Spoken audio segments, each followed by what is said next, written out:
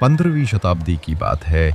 पुरी के बड़ा दांडा अर्थात ग्रैंड रोड पर रघुनाथ दास नाम का एक साधारण पान विक्रेता अपनी छोटी सी दुकान चलाया करता था। पर वो साधारण केवल नाम का था, क्योंकि हृदय से वो भगवान जगन्नाथ जी का अनन्य भक्त था। सुबह दुकान खोलने से लेकर रात को दुकान बंद करने तक उसके होठों पर बस प्रभु के भजन ही गूंजते रहते। युवावस्था से लेकर वृद्धावस्था तक जीवन के हर पड़ाव में उसके जप तप का एक ही आधार था, भगवान जगन्नाथ का निरंतर स्मरण। रघुनाथ दास के मन में एक गहरी लालसा थी। जगन्नाथ जी को नाना प्रकार के भोग तो प्रतिदिन अर्पित होते हैं, पर यदि मेरे प्रभु को पान का भोग भी लग जाए तो समझूंगा मेरा जीवन धन्य हो गया। रघुनाथ दास जी के भजनों की अनवरत ध्वनि, उनके हृदय की निर्मलता और उनकी गहन श्रद्धा इतनी पवित्र थी कि मानो स्वयं भगवान श्री हरि को अपनी लीला के नए अध्याय का शुभारंभ करना ही पड़ा। जब रघुनाथ दास जी अपने भजनों में लीन होकर गहरी निद्रा में सो गए, उसी रात श्री हरि स्वयं अपने बड़े भाई बलभद्र जी के साथ मंदिर से बाहर निकल पड़े। मानो भक्त की उस अनन्य इच्छा को पूर्ण करने के लिए प्रभु स्वयं भोग स्वीकार करने चले हों। ये वही क्षण था जब जगन्नाथ जी की अलौकिक लीला ने संसार को ये संदेश दिया कि सच्ची भक्ति प्रभु को बाध्य कर देती है भक्त की इच्छा पूर्ण करने के लिए। रघुनाथ दास जी, क्या आप हमें थोड़ा पान प्रदान करेंगे? हमने रात्रि भोजन कर लिया है और अब पान का आस्वाद लेना चाहते हैं। आइए आइए, यह मेरा अहोभाग्य है। आप कृपया आसन ग्रहण करें, मैं केवाड़ बंद करके आता हूं।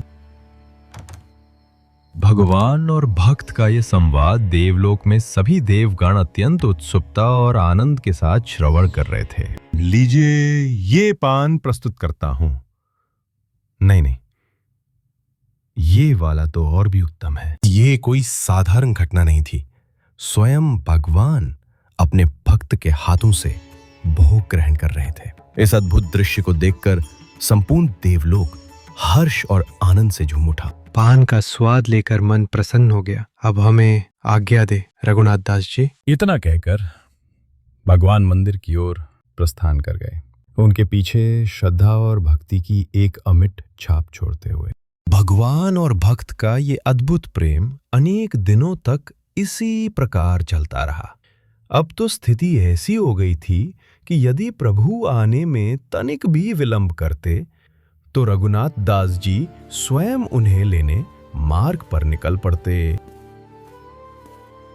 ओडिया रामायण के प्रख्यात कवि बलराम दास जी ने गहन रात्रि के उस सन्नाटे में दो अज्ञात बालकों को रघुनाथ दास जी के घर से निकलते हुए देखा। रघुनाथ दास जी, ये दिव्य आभा से युक्त अज्ञात बालक कौन है जो प्रत्येक गहन रात्रि में आपके घर आते जाते हैं? बलराम दास जी, मैं उनका परिचय नहीं जानता, किंतु प्रत्येक रात्रि वे ससम्मान मेरे पान का सेवन कर मुझे धन्य कर जाते हैं। और क्या वे पान का मूल्य भी देते हैं? नहीं, मैं तो लेना ही भूल जाता हूँ। तो इस बार जब वे पुनः आए अवश्य पान का मूल्य लेना, और यदि ना दे पाए तो उनके पटुका को बंधक स्वरूप अपने पास रख लेना। अहो भाग्य, स्वागत है आपका।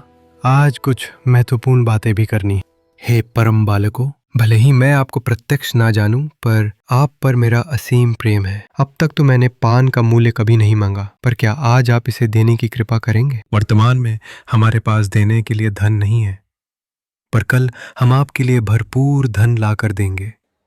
तो फिर ठीक है, तब तक आप मुझे अपनी पाटुका बंधक के रूप में सौंप दें। अवश्य रघुनाथ दास जी, आप हमारी पाटुकाएं बंधक के रूप में रख लीजिए। हम कल वापस आएंगे।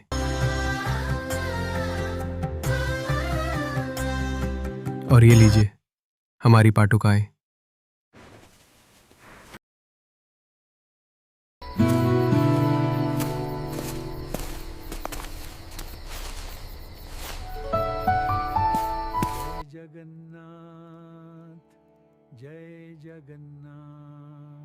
उसी रात्रि भगवान जगन्नाथ जी ने बलराम दास जी को स्वप्न में दिव्य दर्शन दिए और कहा, रघुनाथ दास जी की अनन्य भक्ति से प्रसन्न होकर हम दोनों बालक रूप में प्रतिदिन उनके यहाँ पान का सेवन करने जाते थे।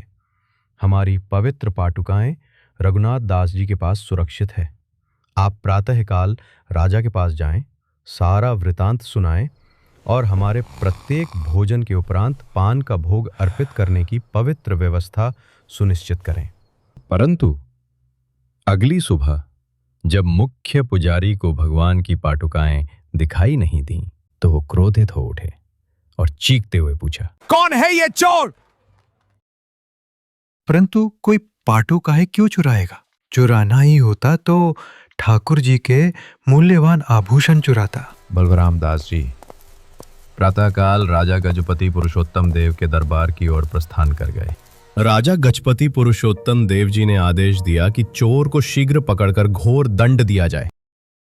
उसी समय बलराम दास जी ने राजा गजपति पुरुषोत्तम देव जी से क्षमा याचना करते हुए भगवान जगन्नाथ जी की लीला का सारा वृतांत सुना दिया। इसी क्षण रघुनाथ दास जी से मिलने की व्यवस्था की जाए।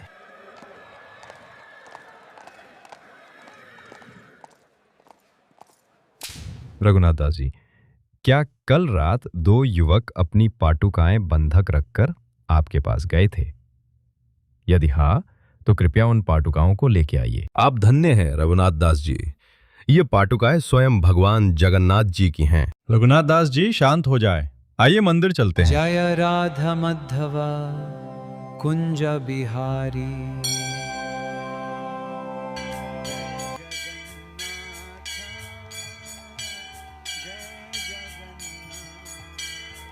रघुनाथ दास जी, आप धन्य हैं। आज से प्रतिदिन भगवान को पान का भोग अर्पित किया जाएगा।